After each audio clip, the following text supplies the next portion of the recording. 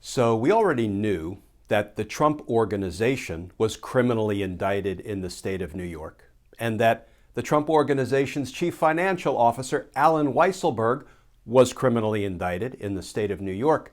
But today we learned that more indictments are coming. Kind of feels like maybe justice is coming. And justice matters.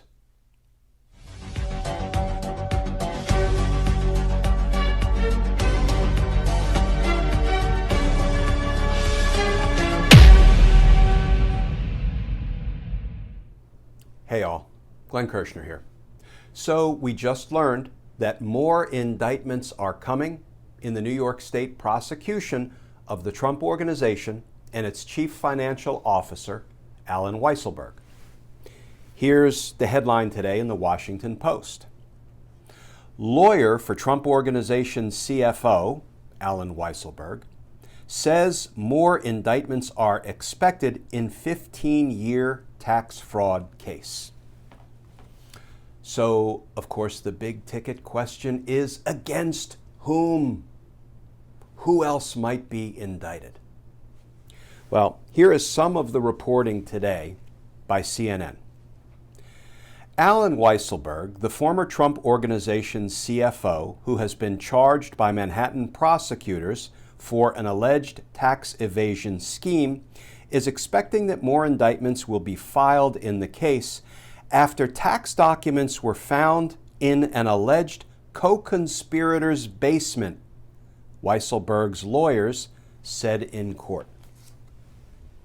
So, if you're ever wondering where bigwigs, where billionaires, where titans of industry keep their tax documents, apparently it's in a co-conspirator's basement.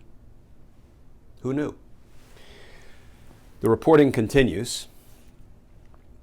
So Alan Weisselberg's lawyer is a guy named Brian Scarlatos. Scarlatos did not identify by name the co-conspirator he was referencing when discussing the tax documents that had supposedly been found in a basement. CNN has reported that one alleged co-conspirator in the investigation is Jeff Makani, the controller of the Trump Organization. Makani has testified at least twice before the grand jury, and he received immunity for his testimony. So let's just unpack that for a minute. Who is Jeff Makani? Well, Makani has been described as Alan Weisselberg's Alan Weisselberg. What does that mean? Well, you have Donald Trump, head of the Trump Organization. Then you have the number 2 person, virtually, Alan Weisselberg, right under Trump. And then right under Alan Weisselberg is Jeff Makani. That's why people have said Makani is kind of Weisselberg's Weisselberg, the number 2 under Weisselberg.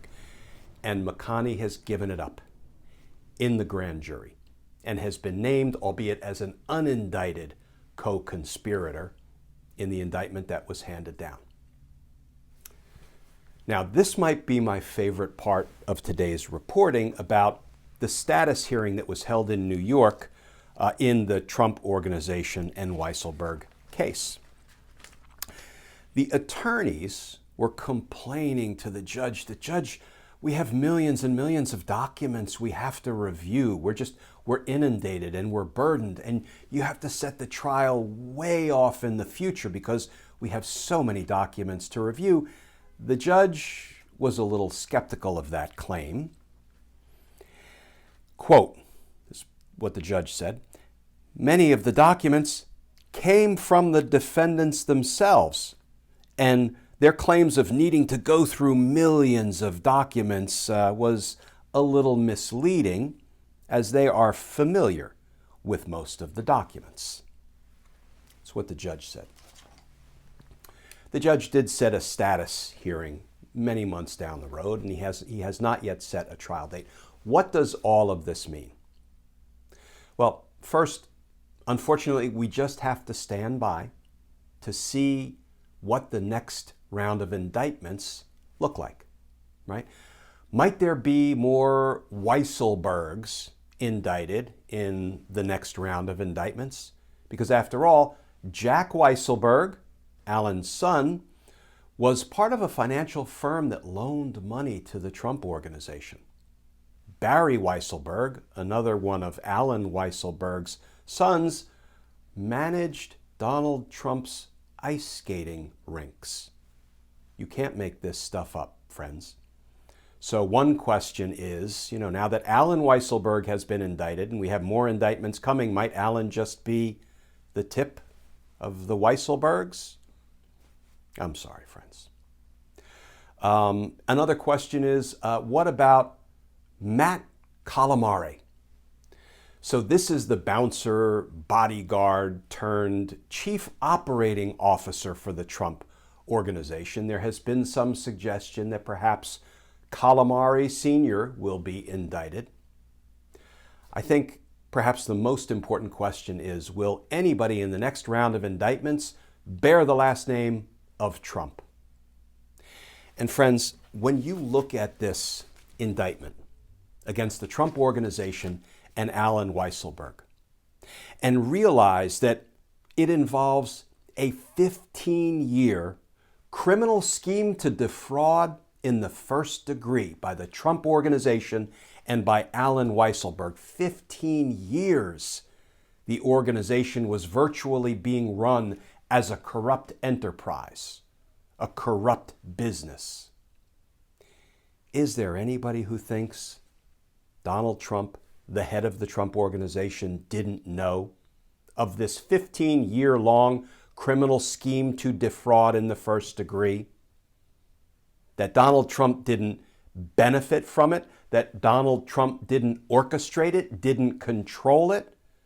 Because if there's anybody who actually believes that, I'm sure Donald Trump would be happy to sell you any number of bridges.